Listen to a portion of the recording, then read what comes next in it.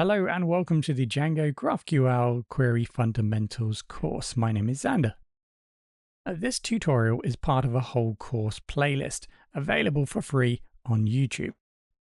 For deeper learning, the extended course is available for purchase at Udemy. Now you'll find all the resources and links in the video description.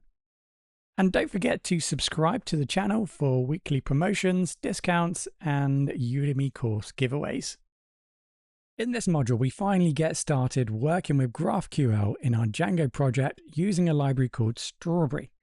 Now, the goal here is to help you first understand the core pieces of GraphQL and how Strawberry fits in, and how it connects to our Django models so that we can begin creating flexible, structured APIs.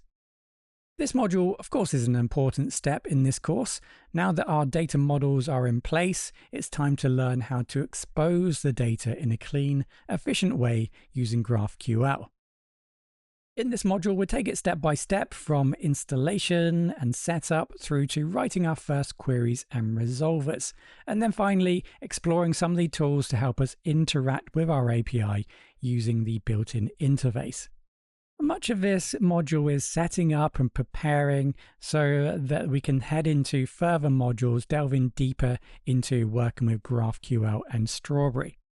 By the end of this module, we'll have a working GraphQL API connected to our Django models, and you'll know how to build and explore your schema using Strawberry.